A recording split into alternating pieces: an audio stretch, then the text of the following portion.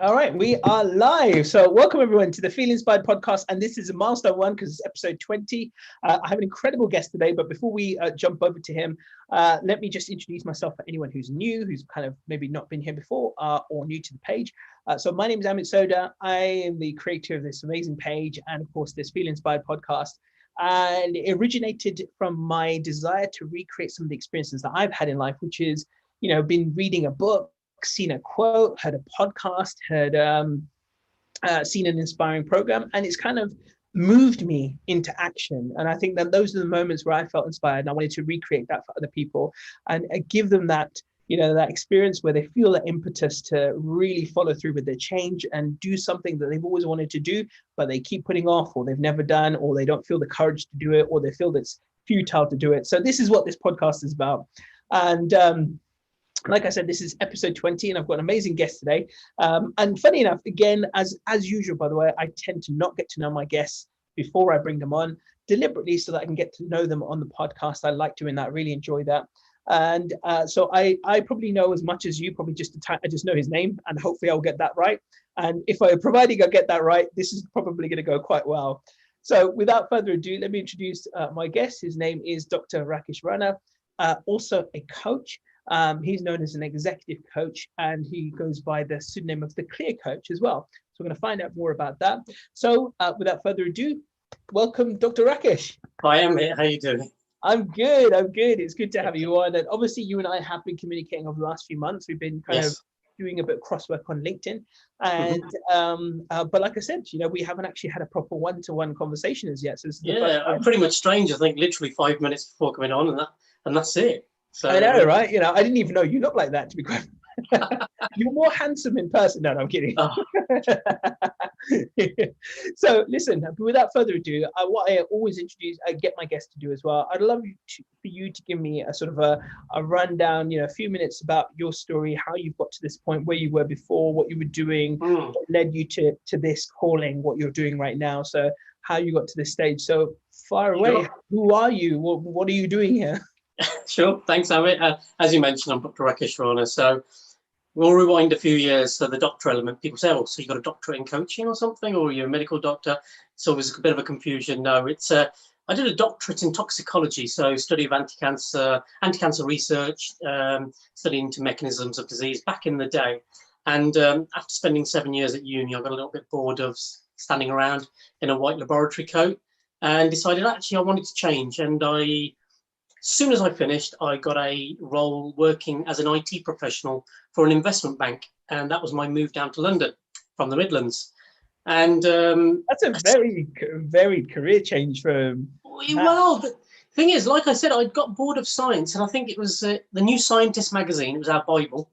There was a full-page advert in there. There was a German investment bank looking for non-IT PhD graduates. And I thought, well, okay, I liked IT at the time. I like my computers and computer games. So I thought, let's give it a go. And, I went through their whole process and they recruited a whole. Oh, I think I've lost you. I'm back. You're back. There we go. Perfect. I started, I started that role. And this was going back. So we're going back now. This is like late 98 I started. Yeah. And that was my move down to London as well. And I must admit, within the first few months of working, I was like having this funny feeling, like, is this it? Because, I've been a very high achiever academically, gone on to do my bachelor's, my master's, my PhD. There was always structure in place, always knew where I was headed. And then all of a sudden I'm working, but it was the first time I kind of felt lost.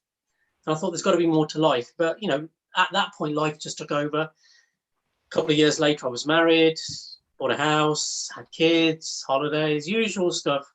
And I think it was probably 7 years ago, so maybe 12 years or so into my corporate career, that I finally got a life coach myself. Because people had been saying it for a long time, Rakish, you should get a life coach because you're always saying that there's got to be more to life.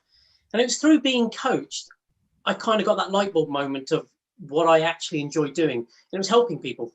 So it was, once I had that understanding, I realized that actually I'd done coaching through my corporate role. So I decided, okay, I'm going to become a life coach. And that's what I did. So I got trained up. I did an executive, let's say I did an advanced diploma, practitioner's diploma with the Academy of Executive Coaching. And that was about 6 years ago now. So I started my consultancy 6 years ago, so in September. And I did that alongside my corporate work. And then I went full-time coaching only beginning of last year. So I ran my life coaching consultancy alongside a permanent role as well, as an IT professional, and then full-time last year. And that's why I'm a life coach. It's for me, it's about helping people. That's what I get the buzz out of. It's being able to transform lives. And I always think that I've got a couple of young kids. I look at the state the planet's in, and poor little me can only do so much. However, if I can coach the right kind of people who can then go on and have a bigger impact on this planet, I do think that I could probably save the planet one coaching session at a time. Yeah, I like that. I think that's very true as well. And where have I heard a quote, something alluding to that as well? But, you start with yourself and then those around you. And then, even if you can do that, that's enough, just to get the ball rolling. But ultimately, if each of us works on ourselves, then we've done our corner of the universe and we've made a difference. No, exactly.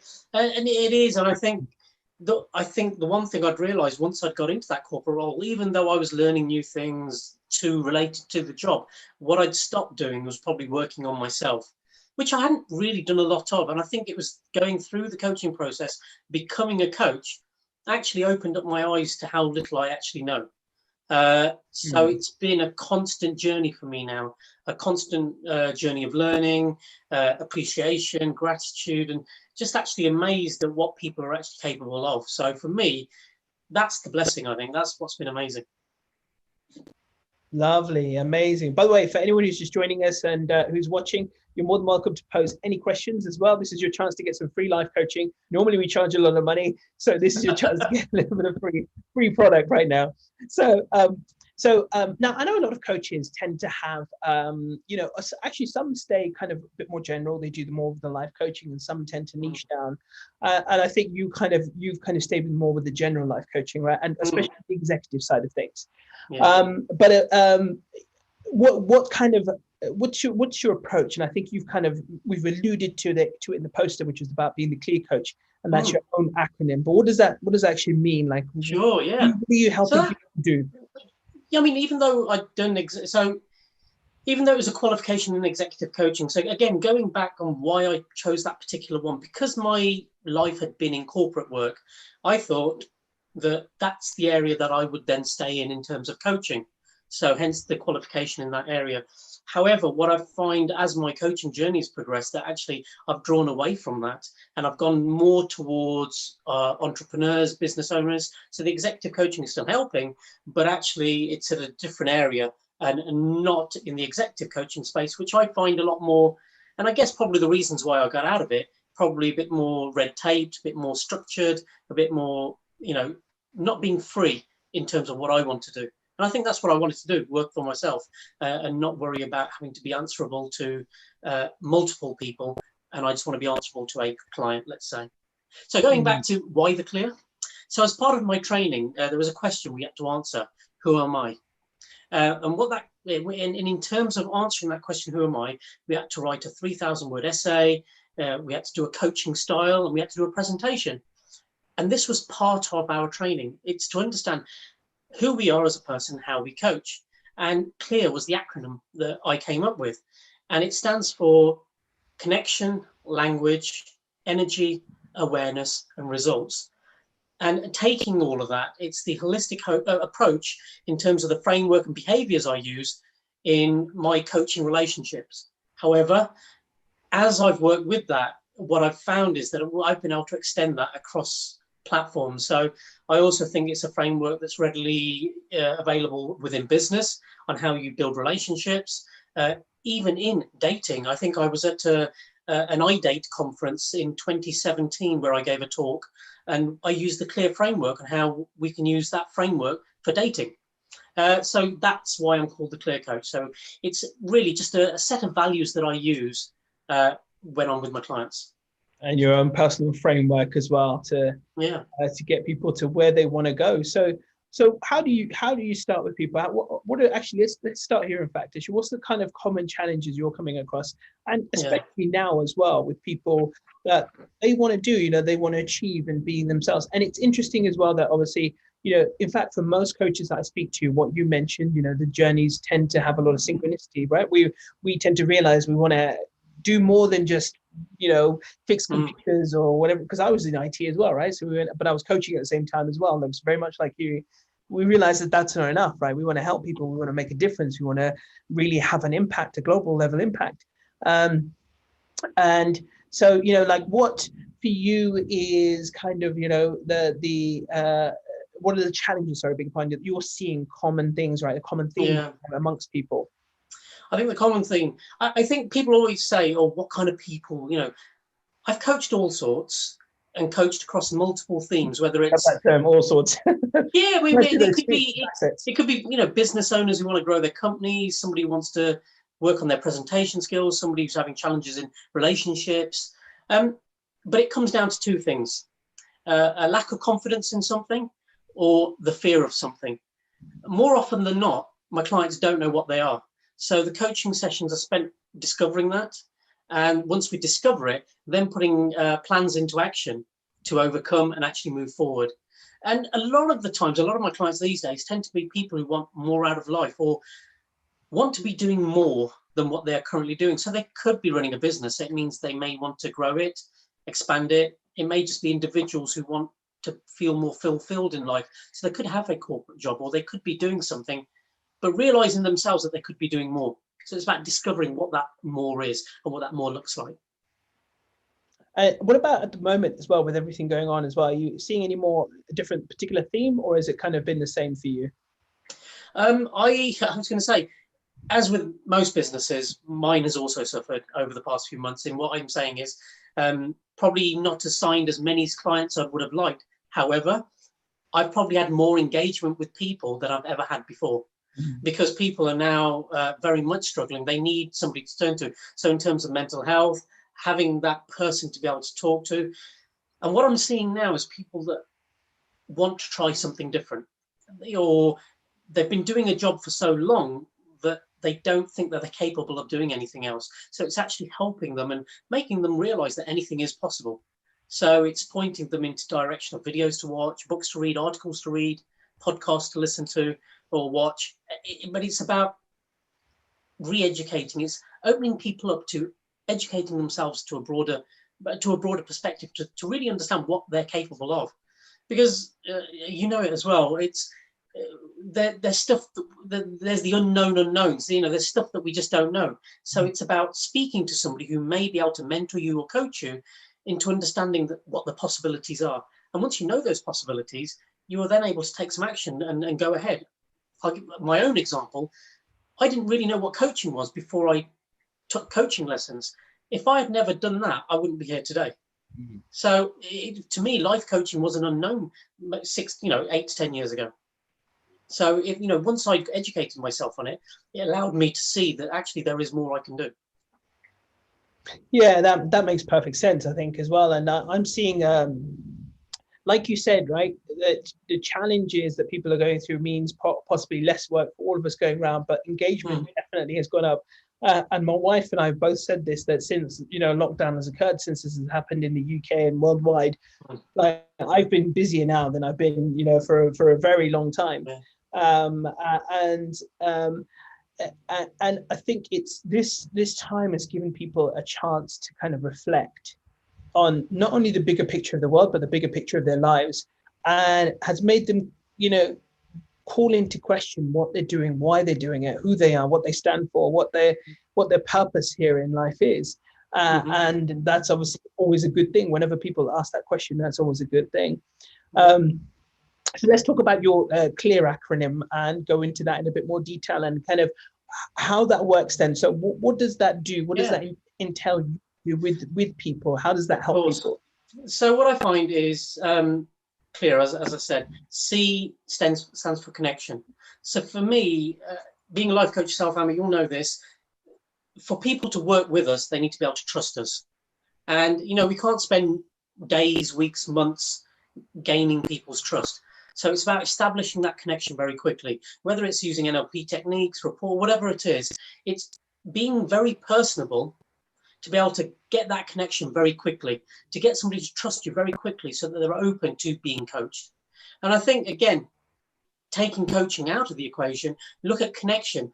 How much more connected are we right now? So, just at a human level, to engage with people, we need that level of connection. So for me, that connection is the first bit, connecting with people. And then we talk about language.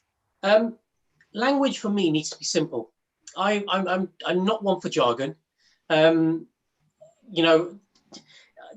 many, there's sometimes even I struggle to read certain things. I'm like, hold on, that could be a lot simpler than that. So for me, language needs to be simple so that when we're engaging, it is at a simple level. If I'm speaking to somebody, I need to be at their level. Or if I'm engaging, I need to be understood. So when we talk about language, it's making yourself understood as well. Whether that's through body language. Yeah. Sorry to interrupt. I was going to just I wanted to just jump back a little bit. Something you made about in terms of connection. And we know that having a solid foundation and connection with people is paramount to what we do. And, like for me, for example, I know I will do, I will speak to someone for 30 minutes before, give them a free coaching session, make sure that we, have some kind of connection. It doesn't have to be perfect, but it just has to be a real connection, someone you bond with. And, for you, do you find that have you faced any particular challenges? And what have you done to overcome them? So, what's your technique? So for me, I do tell people my story, what I've been through, to saying, look, these are the challenges I've overcome, and I'm here to help you overcome yours and get you where you want to go. So that tends to help break down those barriers. Do you have the sort of thing? Do you have for me, it's 50-50. I find that some don't really ask my background. In fact, I will just offer it up. Would you like to hear my background? Just not that I'd like to hear my own voice or anything, but it just gives some context. No, however, I do find that coaches. So I think there's two types of coaches. There's the coaches that have overcome adversity, and through overcoming that adversity are then able to help other people do the same thing. Then you have those coaches where I suppose the category I might fit into is actually I don't need to know what you're doing. What I've done is completely unrelated to what you're doing. I'm just going to be using coaching techniques, and the kind of questions I use, I'm going to help you with. So it doesn't matter whether I've not been through a divorce, I've not had breakups, or I've been made redundant. It doesn't matter, because actually I'm working with your mind. I'm working with the psychological aspect of your mind, which all humans have. That's what I'm working with. So it doesn't really matter that I've not experienced the same experiences that you've had. So that's why, for me, it's so the challenge then, what you're saying is that because I haven't been through the same things, that there may be an issue of me connecting. So how I overcome that is to be very personable, to be relatable, to be mindful of body language, to be mindful of how these people are, because sometimes people come up to me, they look very reserved. So I need to just be conscious of that. So the kind of probing I do, so it's about icebreakers. So sometimes it could just be about, whether they're into sports, whether they're like traveling, whether they're into food. So it's finding topics that are relatable rather than anything that they've been through and want to be coached on. And that's how we then connect. Sounds good. I think that's a good approach as well. And then you went on, you talked more about language and stuff as well. Yeah. Carry on about that. So the simplicity, yeah. So again, just making it jargon free, but also I've coached people where they're not they're not in UK based. They've been abroad. I've had clients out in Russia, South Africa, the US, South America. English might not be their first language, so it's making sure that there's an understanding between us. Because as you know, in coaching, you're asking questions. You need to make sure that the intention of that question is being understood. So it may need to be said in a different way. Different analogies might need to be used. Because in coaching, as coaches use a lot of metaphors. One metaphor in the UK may not be relevant for a different country. So it's being almost like culturally aware as well. So having that cultural awareness is very important.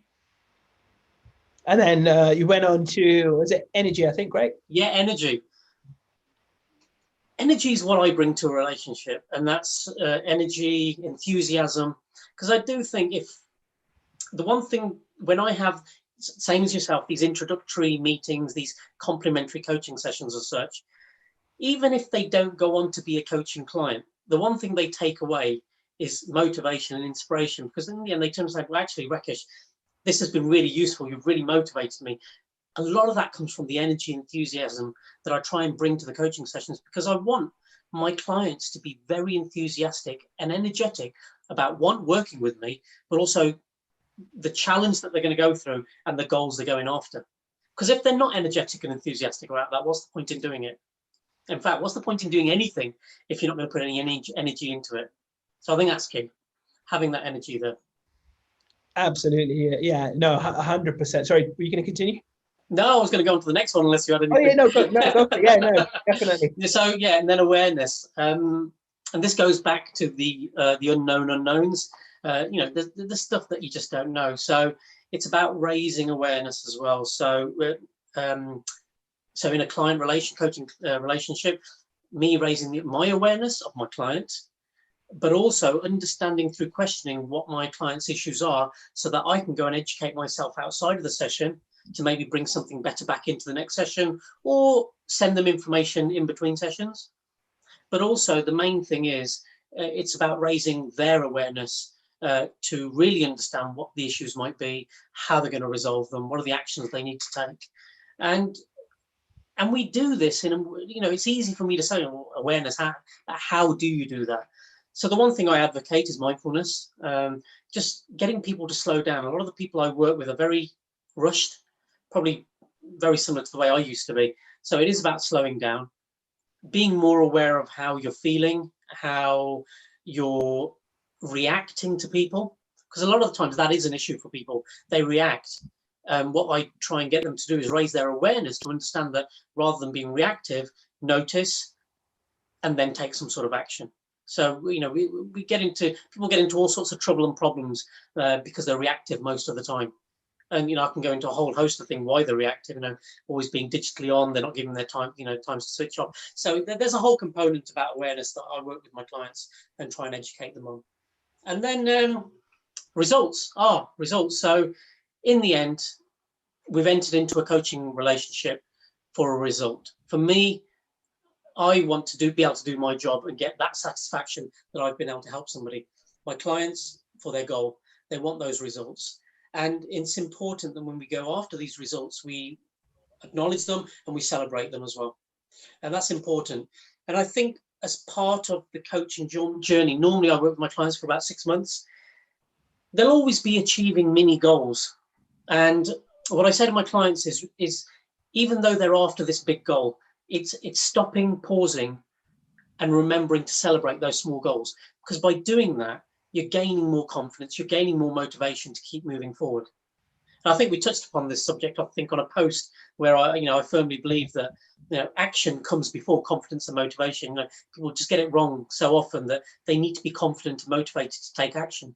But no, you need to take action. But once you take action and see the results, celebrate it, and that gives you confidence and motivation to keep going. What's that? That's my clear framework. Ready, fire, aim, right? That's it, exactly. Yeah, yeah. You just got to do it. Exactly, right. I said it in a post the other day as well, just about starting and just getting going. And sometimes that is the toughest bit. I'm reading a book at the moment. It's called The Compound Effect, and he's talking a lot about this. And the example he used is, you imagine for many of us as kids, we probably were playing in the park on that little merry-go-round thing, the roundabout. We say in the UK, the roundabout. In America, they call it the merry-go-round. When you want to first start pushing it, it's very difficult. But then you jump on, and you just go doing it with your foot, or you jump off and spin it even faster. And once you get going, it's okay. But it's always that initial bit that's the toughest. That inertia. Yeah, exactly. And then if you keep stopping, though, you have to keep doing it. This is what wears us down a lot of the time, is that starting losing that momentum. Exactly. But yeah, it completely gets in the way. But yeah, okay, cool. I love the approach, and I think, sorry. Please do. No, I was going to say, but that's life, though, isn't it? I mean, we do, it doesn't matter how much of a role we're on, it doesn't matter how much momentum we've got, something can come and something can come and derail us, just like that. 2020 was going great, COVID hit. You know, how many people's that's, but this is what I mean. I mean, that's a big example, but day to day, anything can happen. You can get a phone call that your mother's ill, or, my brother's ill or something. Anything can happen. And that derails us, and we've got to stop, and we've got to go and focus on that. Once we've dealt with that, we've put all of our energy into that. How then do we then start again? And that's some of the things I see as well. It's where people have said, you know, I was going great, I've had an issue, or this has happened, so and so's been made redundant. It's knocked them for six. So it's about how we re-engage. It's then, and it's remembering actually. I'll give the analogy of when you work out. I mean, I've experienced this multiple times where, you know, I get to a really good level of fitness, I get an injury, and then I can't do anything for a month. Then when I can, I think I can just go in at that same level that I stopped at, which is the biggest mistake. So it's understanding that sometimes it's okay that taking a few steps back to reinitialize, to get moving again. Sometimes you have to take 2 steps back, one step back to move 2 steps forward. It's interesting, isn't it? Because actually that's a really good analogy. And in fact, I was literally just about to say that actually, because I think like I train every single day, 6 days a week, let's say, but let's put it that way, generally. Occasionally it'll be 5, some days, some weeks are 7. I make exercise part of my daily routine. It's like as we define it, a non-negotiable. And then in March of this year, I was getting ready for the marathon, and I got injured. So my knee, I did something to my knee, warming down, and it was in the warming down phase. So I wasn't even doing anything aggressive. I was just stretching down, and then suddenly my knee clicks, swollen, bruised, and I couldn't walk, literally. And I think the old me would have thought, I need to rest now. But the new me was like, no. I spoke to my neighbor. He had some crutches. I grabbed the crutches. Next day, I walked 13,000 steps on crutches. And I thought, for me, that was an opportunity to build my upper body. That's the way I genuinely looked at it. Yeah. And, you know, I was told by my doctor I wouldn't even be able to put any weight on it for 8 weeks. I was running within 4 weeks. And after 8 weeks, I was gently running within 4 weeks. And then by 8 weeks, I was running again. Yeah. Funny enough, exact same thing happened to my wife about 3-4 weeks ago, to a lesser degree. It's what she described to me sounded like exactly the same injury. And normally she would have been in the same boat. I think she would have kind of just rested out. But because of what I did, she kind of just thought, you know what, I'm just going to like gently build up again. Oh, obviously you can't go running the next day. No, of course not. Yeah, but she just decided, actually, I don't want to. What she decided on her own was, she said, I don't want to lose momentum. So whatever happens, I've given it a rest for a day or two, but I'm going to, as soon as I'm able to walk, I'm going to go and walk. And that's not normally like her. Like a year ago, she wouldn't have done that. And she did it. She's back to walking full pace now and full distance within 3-4 weeks. It is mind over matter, though. I really do firmly believe. I mean, I read so much that, you know, your mind is capable of so much. And I think, you know, being a scientist, and looking at it from a scientific point of view, I really do think that when you rest, you're no longer producing all your muscle building chemicals, your endorphins, the dopamine. None of that's being released. But actually, if you're still doing some form of exercise with the parts of your body you can work on, those chemicals are still being released, and therefore they're going to impact the injured parts of your body, which is only going to benefit. So I do firmly believe that actually it is your body repairing itself. So if you can do some sort of exercise, your body's going to help repair itself. Yeah, and like, you know, going back to that, the analogy of it, and, you know, I think that's important for it, you know, because I think, I mean, I don't know if you've read his book. There's a guy called David Goggins, and you know, he's known as the baddest man on the planet. Like, he's a former American Navy SEAL, and he went through Hell Week 3 times, and it's one of my favorite books now. And you know, he's all about developing that callous mindset, you know. And one thing I like he talks about in his book is about, you know, understanding that derailment is the part of life. But I decided that, even, you know, despite injury, despite whatever's going to come in life, and there is always going to be something, there are some things in my life which become relatively non-negotiable. You know, there is the odd day where I know I've pushed myself a bit too hard, so I will rest that day. But I know, and the next day I will be right back on it again. And I've developed that to an extent where it's a habit now. You know, whether it's waking up at 5, getting my butt out of bed, meditating, you know, all that kind of stuff.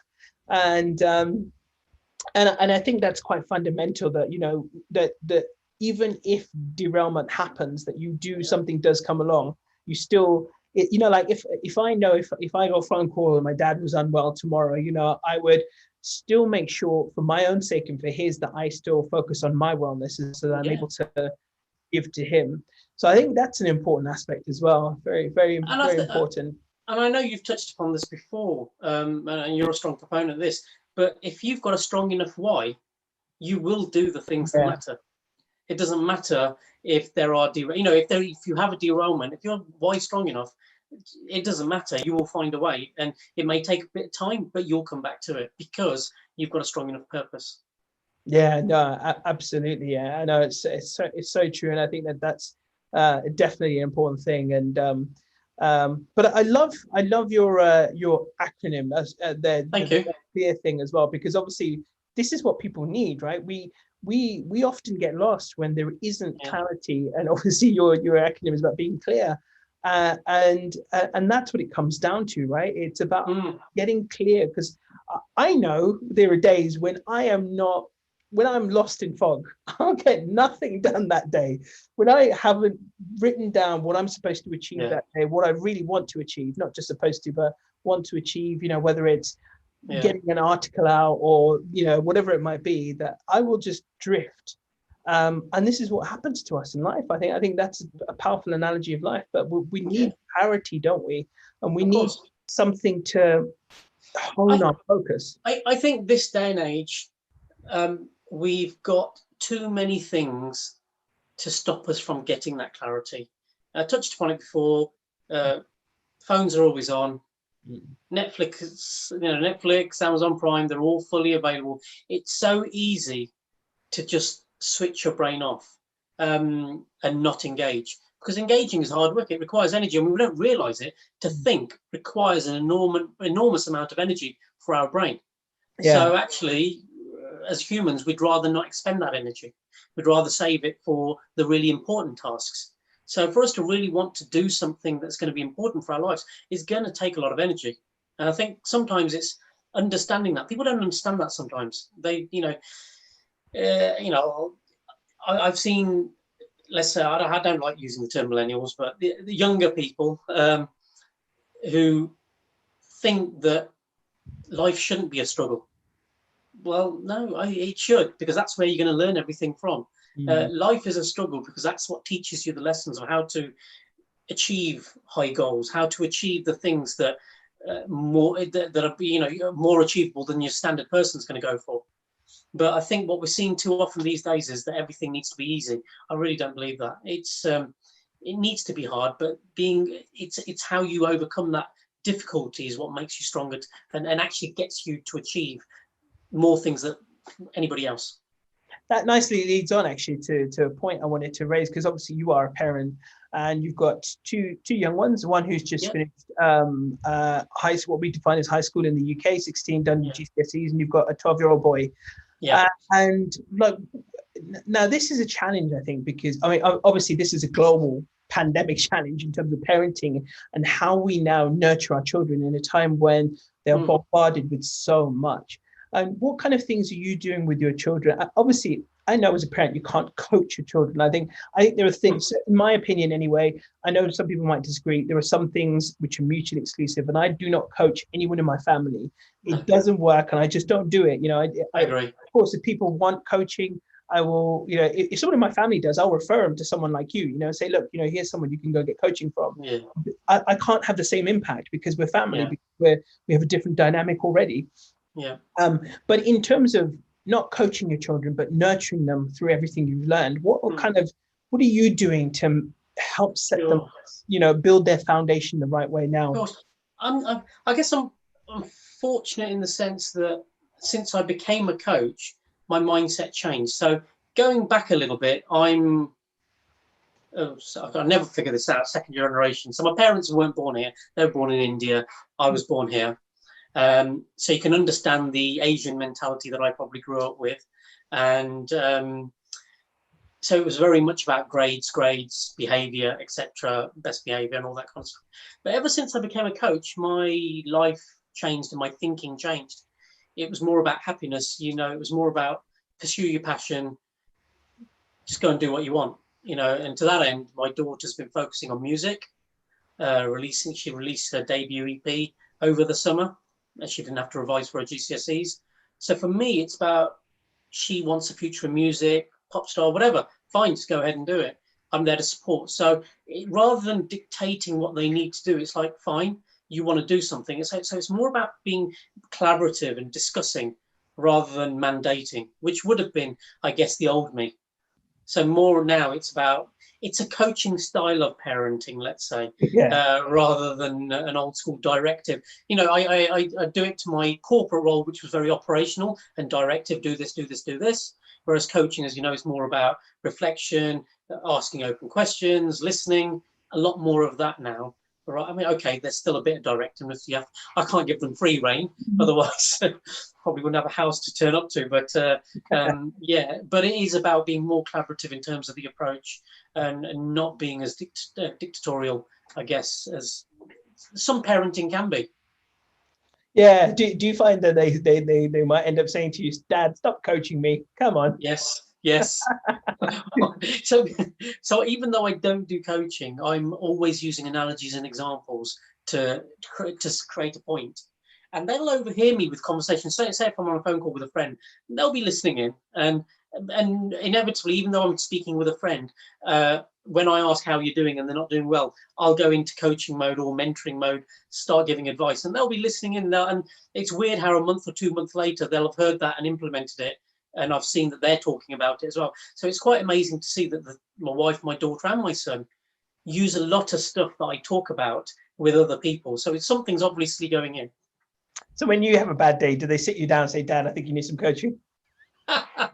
No, I wish. No, actually, it's an interesting point, because who coaches the coaches? I mean, obviously, I've had a coach myself. I've got friends who are coaches that, even though I'm not in a formal coaching relationship with a coach right now, I have coaches that I turn to. So I'll say, I need to have a chat. Let's meet up for a coffee. I'll grab a coffee for you. Can I borrow you for an hour or so? I think that's very valuable, and that works really well. Because as you say, even though I'm as motivated and determined as I am, we're all human in the end, and it's about, we don't always know what our blind spots are, so it's useful.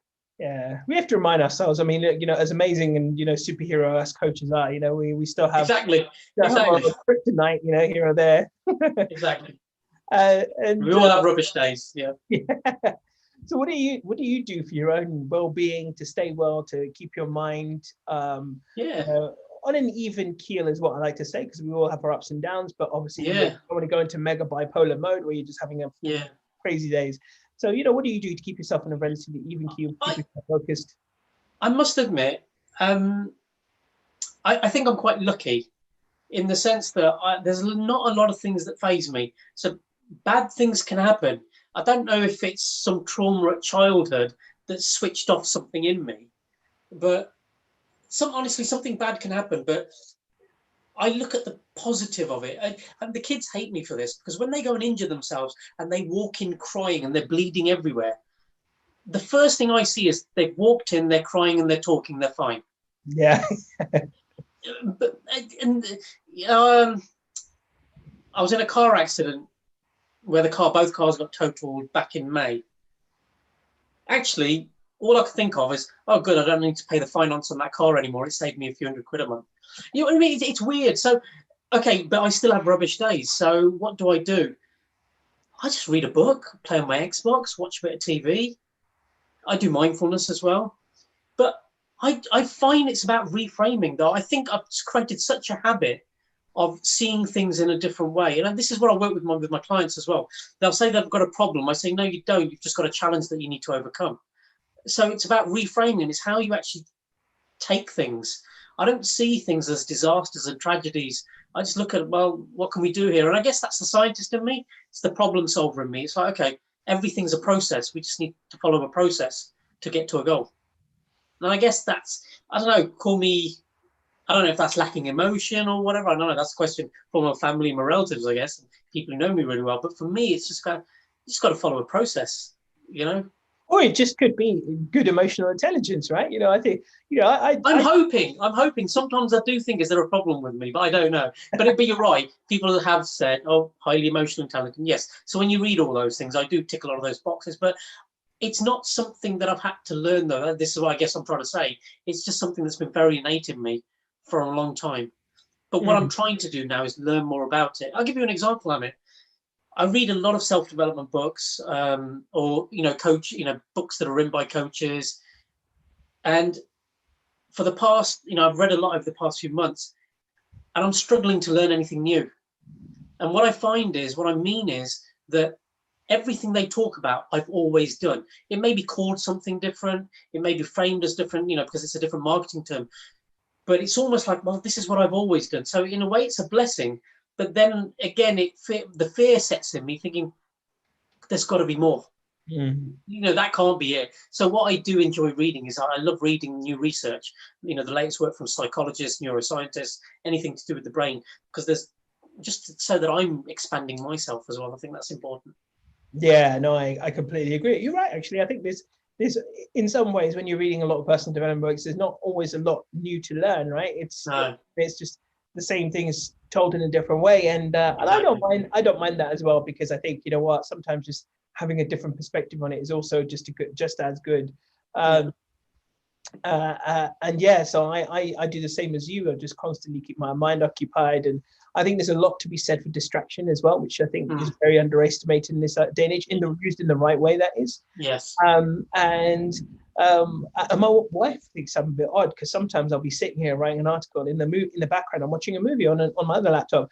But a lot of people be like, that's a bit odd. But I just, sometimes I need something to occupy my monkey mind so that I could just get a kind of focus.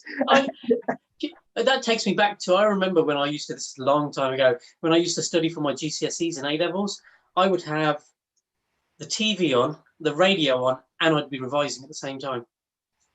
I'm the same. It was just background. I just need it sometimes. Yeah. But however, I do find that I struggle now, because I love listening to TalkSport radio. If I've got that on and I need to do anything else, I can't concentrate, so I need to switch that off. Music's okay, but if I need to engage with somebody talking, it's a bit of a challenge. Yeah, no, that definitely. Obviously, if it's talking, then it's a different thing. But and what about, do you do mindfulness? I don't know. Obviously, absolutely. Yeah, I do meditation. First 15 minutes of my day. My bad habit at the moment is when I wake up, I'm checking my phone first, and I'm gonna try. And because I use my phone, it's got a meditation app. It's very easy to pick it up and just look at notifications on there as well. But there are days where I'm quite good. I don't do that, and I'll just stick on my meditation. And for first 15 minutes, I do different things. I'll do a gratitude practice. I'll do a deep spiritual practice, raising my vibration. I will do my own personal practice of communing with God. I will do mindfulness. I'll do different things every single day, and just work on myself. I like mixing it up, and that's.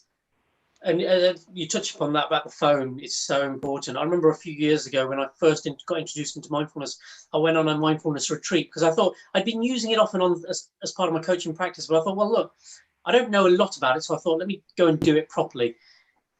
Went to this retreat, did it properly. And we had all of our electronic devices off. And I remember when we finished, I was fearful of switching my phone off, because I didn't want all of that noise again. And that was a really good lesson. So two things I did straight after that was, one, took my digital smartwatch off. I used to have a smartwatch with notifications and readouts. I just took it off, stopped wearing it, because I thought, well, I don't need that distraction. And the other thing is that habit about the phone. First thing in the morning, I just don't do it anymore. I think I probably don't look at my phone until at least half an hour to 45 minutes after I've woken up. Doing what I never need to do, and then look at the phone. But you're right, if your app's on there, as is mine, I think I've just got into that habit that I know that they're there, and it's about that mindfulness technique of noticing it and letting it pass. So I notice the icons are there, but letting it pass, knowing I'll get to them, and that's the practice I've cultivated. Yeah. Someone said to me, look, why don't you use something else for meditation? And I said, actually, no, I want to get this habit right, so that it's a life skill for me, to be able to pick up my phone and not go straight onto Facebook and look how many likes my latest post has got and things like that. Do you know what I mean? Right. And so I think to myself, no, I will get to the point, and I know I'll do it, where I know I'll pick up my phone and just go to my meditation app, and I'll do that first. And then and you're right. Like, I remember, I think we exchanged a few messages about this on LinkedIn as well. I think it's so easy that once you have put your phone down, to forget about it. But if it's in your hand, it's when you're just constantly referring back to it. Exactly. There are days when I've just left my phone somewhere, and then because I'm not focused on it, I forget about it, and it's quite nice. So I put my phone to silent every night, and the only time, to be honest, the only reason I remember to take it off silent in the morning is when I get a phone call from my wife or somewhere saying, "Why aren't you answering your phone?" Because it's like I haven't, and to be honest, and that's really good because yes, work phone calls might come in, but to be honest, if I've missed a phone call, it's okay. I can always call them back, or if there's a message. I don't think there's anything that urgent or important happening right now that I need to be able to get to the phone or see that message straight away, let's say. Yeah, Punit saying that open eye meditation works for me, and I think that's quite interesting because that's actually a really powerful skill to have. I was taught to do, when I first started at the age of 15, I was taught open eye meditation. Yeah. And that is quite a challenge, I think. I think Bruce Lee talked a lot about that as well. And I think it's quite an important practice to cultivate that you can stay in that meditative state, even if your eyes are open, things are happening, or in motion. He talked a lot about in motion. And I think that's a very powerful thing to do. I think when I did practice, I just remember floaters coming in front of my eyes. I get that. You've got white walls. I was going to say the one thing I haven't tried yet, because I've got these smart devices in all the rooms. I think somebody did tell me that Google, you can do a Google, I don't want to say it here because it will kick it off somewhere, but if you ask Google to do a mindfulness thing, it can do one for you. So I need to research that. That way I don't need to go to the phone, and I'll just tell Google to do it, and it will play the music and do it for you. So that's something Alexa might do it as well. So yeah, that's a good point. Don't say those words as well. Mine will go off as well. Yeah. Bloody smart devices in this day. I know. Just it's especially when the TV is on and the adverts go off because they're in every room, and all of a sudden device goes off. It's like, gotta stop that happening. Do you know what? I've got an Apple Watch, I've got two iPhones, and I've got my iPad. And sometimes if I open my bedroom or whatever, and I ask, "Hey Siri," stop. But literally all of them go off. I've had that all the time. But no, I am like I said, very conscious about, and again the digital devices. So my 12-year-old son, this is the other thing. I'm very conscious about the digital devices. So I don't know if he's probably the only 12-year-old that doesn't have a mobile phone yet. That's what he seems to tell me.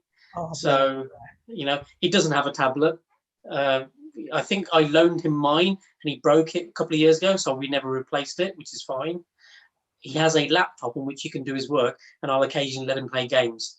But that's it, because I'm very conscious of how much data he's taking in. So, and again, my daughter, she's a bit older. It's more about advice, but again, the advice is more in a collaborative way. For me, I say to her, look, you're an artist, you're a creator, use the time wisely, create content rather than consuming. Ariana Grande isn't watching your feed. Yeah, she's out there creating music. So it's that kind of other stuff. Yeah, no, I think that's very powerful advice for the younger generation, and for those of the younger ones who do watch this, I think they that's one thing for them to take away, definitely. 100%. Yeah, it is. I say create. We can consume, but I think by consuming, you're just doing yourself a disservice. Everybody is so talented, and it's about doing something special. And people are very fearful of trying things, and that's something as coaches we work with is getting people to go out there, put themselves out there. And I think what this COVID and lockdown has done, what I have seen is people putting themselves out there more, especially on video. People before that, no way would they put themselves out on video, are doing it so much more now. I think that's a positive that's come out.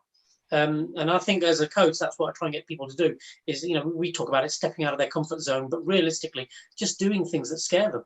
Yeah. That's what growth is.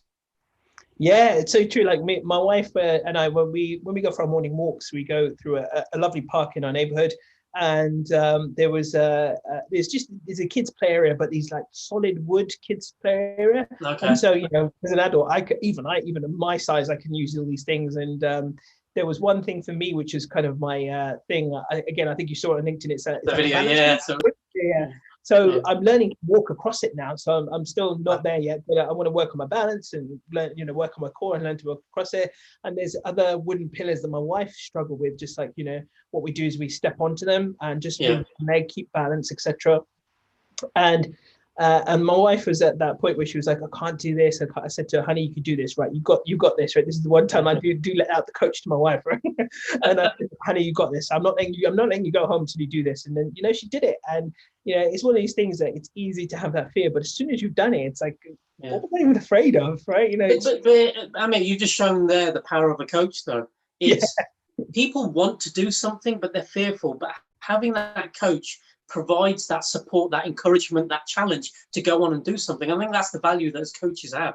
And I think that's probably what people don't realize. Well, what's the point in having a coach? I'm capable of so much. You are, but there always comes a point where you're fearful of something. And as a coach, we're there to help you. Yeah, I think so important. It's like what they say about Muhammad Ali, and when he, when they asked about, how many push-ups do you do, and he said, I only start counting when it starts hurting, type of thing. I think that's what the coach does. He gets you to that point where you go beyond your hurt and put in those extra reps, and that's what it should be about for me as well. It is. I always say I like to work with people. And I think, my passion is to work with people to take them from good to great. However, too often, I find that I work with people that are rock bottom and getting them to good. Yeah, which is a shame. And I think that's a problem in the UK, or definitely probably not the US, let's say, where people think coaches are very much like therapists. They only go to them because of a problem, when really it should be when you're at a high. So it is about re-educating, and that's the kind of conversation I love having with people.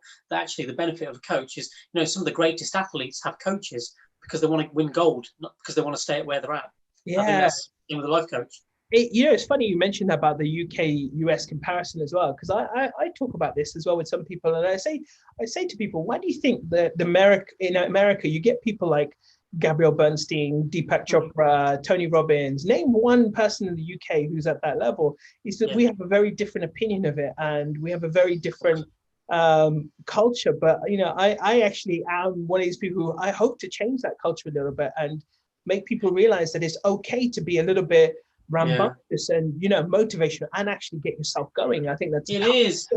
But I think also it's the British thing of stiff upper lip still. It's that etiquette of not, and it's almost like with if you shout about yourself too much, you're just setting yourself up to be shut down, essentially. So there is that mentality, cultural thing as well. But I also think this. You probably don't want to get me started on some of the people that get up on stage out there that are just probably shouldn't be up there. And there is that. So there is this. I speak to people that that will find that anybody that's getting up there is actually not up there to help, but just to sell. So there is that mindset of people as well. Yeah, and I think there is a fine line as well. And there's one or two coaches who've said it quite nicely. And I think that if you get to a stage where you genuinely believe in what your offering is, to the point where you feel like it's like a disservice not to offer it, and I think that's true. I think that could be a powerful thing. Exactly. So we're kind of coming to that stage where we'll sort of round off. But I wanted to ask you, what's your one go-to piece of wisdom that you've come across in your life that you kind of fall back on, which gives you, a boost when you need it, a reminder, keeps you on the straight and narrow? It's a quote that my daughter could probably recite back because of the amount of times I've told her, and probably my son now. I think I can't remember if it was on my WhatsApp or not. It's a Rocky Balboa quote. I could paraphrase. It's something like life.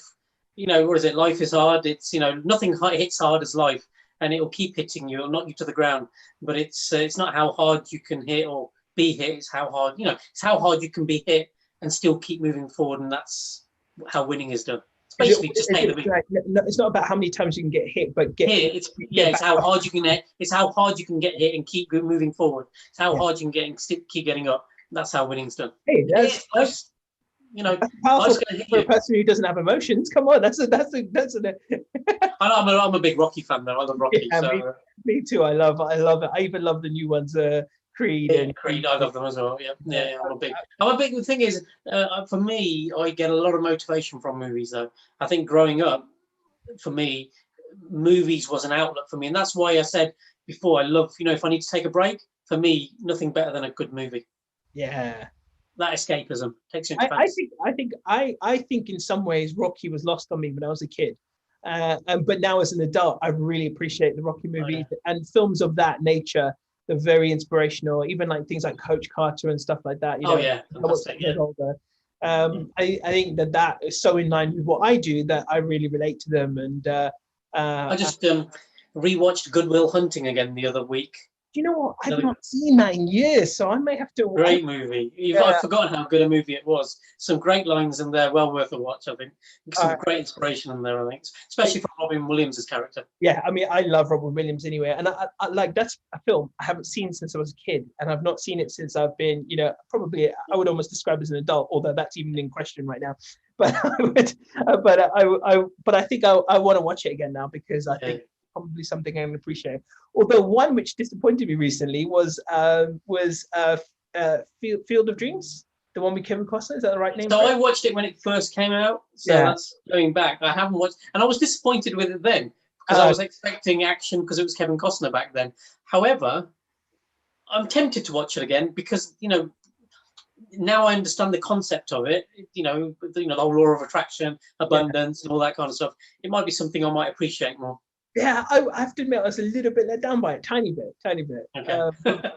But I did watch it in bits, so maybe I need to watch it again one more time, just to kind of see if the message comes across. Maybe I missed. No, there are. I mean, there's so many great movies to get some inspiration out of. So, like I said, the Rocky movies. I tell you what, going back to the Rockies, I don't know if I don't even know it totally now, but how he came about making that movie. He wrote it in 2 days. So many people. It was just a great story. And he said if he was going to make it, he was going to act in it. And the knockbacks he got, and then he ended up making it in the Oscars. He got and everything. It was fantastic. Yeah, no, so true as well. It's one of these stories, just incredible, isn't it? And there was another story. It's got on my head. Someone's story I read recently as well. I think I mentioned it on LinkedIn as well, actually, about Danny Trejo. I think that's how you pronounce his name. Like his story again as well is incredible. Like when you read his upbringing and being in prison and being a boxing champion in prison and stuff, and then becoming a Hollywood superstar. It's just incredible. I've always enjoyed his movies. Yeah, exactly. Yeah. So, well, this has been an absolute pleasure. Today. Amit, thank you. I almost forgot at one point we're actually doing a podcast. Oh gosh, we've been talking for an hour. My gosh, that time's gone quick. I know, right? So sorry to anyone who's just joined thinking that you're just watching two random old men having a bit of a good old chill. Who are you calling old, Amit? me. But yes, you've been listening to the Feel Inspired podcast. If you're listening to the audio, and of course, if you're watching me and Rakish. Just what's the word? Raps. Oh God, I can't get out today. No, it's not gonna happen. It's been a long day since 4:45, so I'm tired now. You can tell. Well, thanks for having me on, Amit. I just wanted to say it's been brilliant. It's been a good laugh. I've really enjoyed today. Actually, really enjoyed today as well. It's been an absolute pleasure, and we'll definitely get you on again. In fact, we should probably do a dive into stuff like law of attraction and stuff next time as well. And we could do a kind of a different topic and go into a different area and do that as well. But right, last question then before you go, which is, of course, how can anyone reach out to you if they want to connect with you? Of course, yes. So across social media, I'm known as The Clear Coach. My website is www.theclearcoach.com. And like I said, I offer my coaching is for 6 months, but I do offer just 15-minute calls as and when, and that's all on my website. They can have a look. But I'm available on LinkedIn, Twitter, and Instagram. I am on Facebook, but don't actively use it. So go and find me. Nice, lovely. Well, thank you so much for being a guest today as well. And like I said, I'm sure probably this is definitely the first, but won't be the last time that you and I speak on the podcast. Definitely, thank you. I want to say thank you for your time today as well. Have a lovely weekend. Say hi to your wife and kids, and we'll speak to you again soon. But stay on with me while I end the live. And any final parting words before we end it? Action. I keep saying to people read quotes, they read all sorts of stuff, but they forget to take action. Please just take action. Doesn't matter how small, because when you take action, that's when things change. You heard it here first, folks. There you go. Take action. That is our soundbite to leave you with. So have a good one, and we'll see you I'll see you in the next episode. And in the meantime, have a wonderful weekend.